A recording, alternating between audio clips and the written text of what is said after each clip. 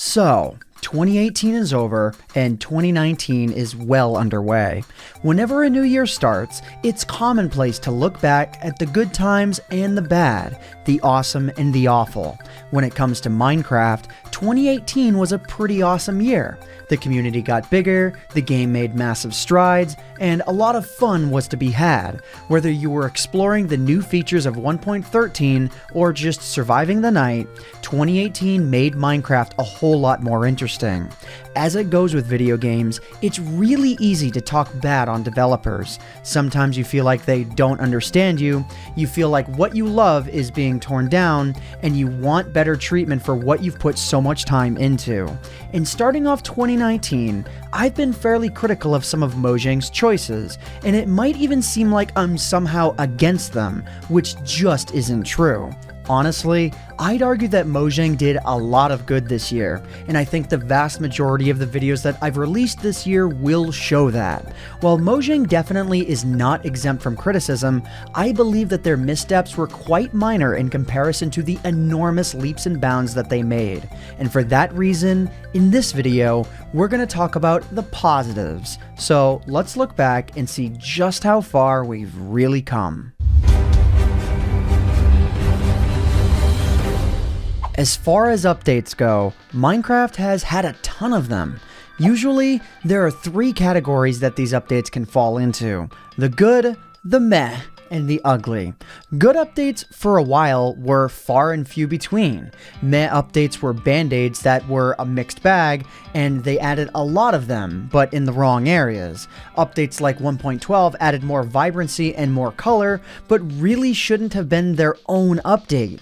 The ugly updates speak for themselves. Do I even have to mention the 1.9 combat update? 1.13 though, man, they brought everything they had to the table and proved that they could knock expectations out of the park. Sure, not everything that was promised made its way into the game with that update. Things like fences being waterlogged were debated quite a lot. Whether or not it was because of the limitation of coding or because Mojang knew it would destroy thousands of maps and hours of work, the update overall was something that we kinda needed, in a place that really needed it. Oceans went from being completely bare to being completely filled. 1.13 gave players faith in Mojang again. Since the acquisition of Minecraft by Microsoft, many people have debated on whether or not the company has been in a downward spiral, shooting themselves into the void. Whether they could get back out, though, was entirely up to them. If 1.13 proved anything, it's that when Mojang put their minds to it, their projects can go swimmingly.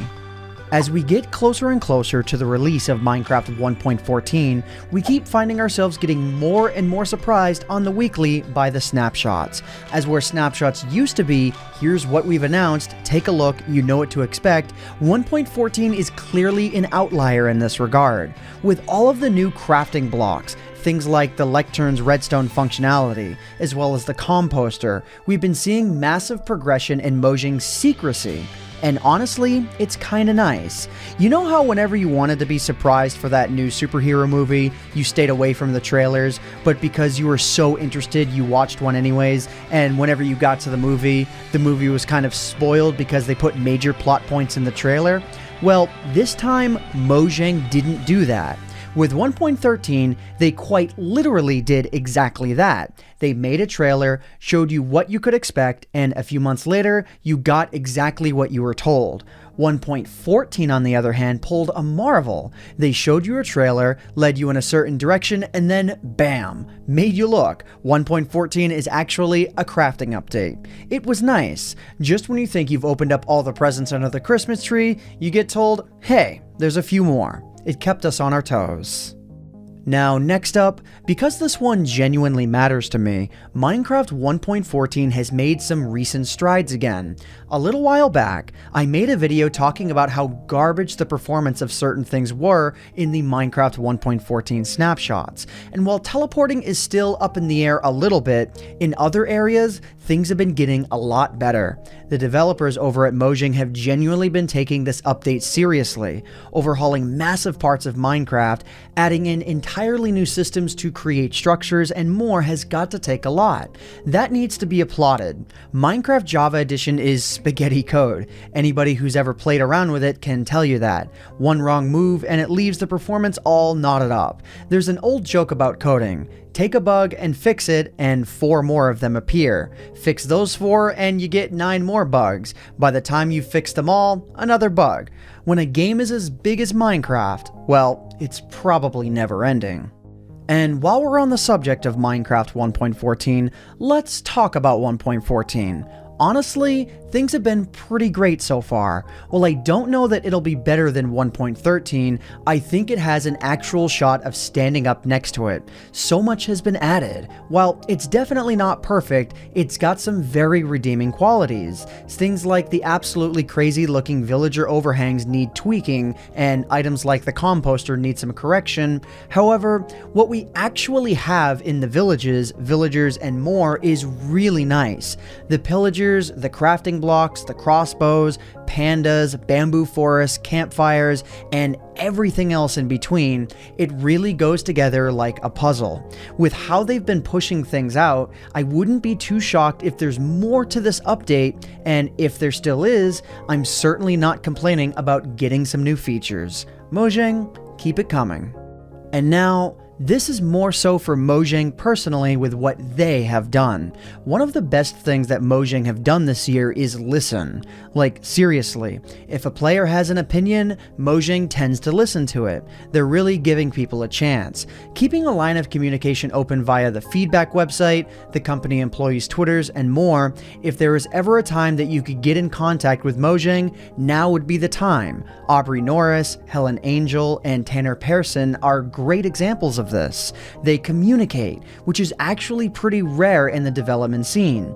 If they wanted to make a massive change, then they might wind up asking us about it. The new textures were heavily talked about on Twitter, so were a lot of other new features. While I wish it was easier to find the Twitters of everyone who's talking about Minecraft at Mojang, only because it's sometimes hard to follow who talks about what, it's nice to know that, seemingly, everybody is in on the conversation. They've listened to so much that finally, Minecraft 1.14's combat is eventually being retooled. We're finally in the stages where combat is being rethought out, and hopefully will be brought to us in a better to swallow package than what 1.9 delivered originally.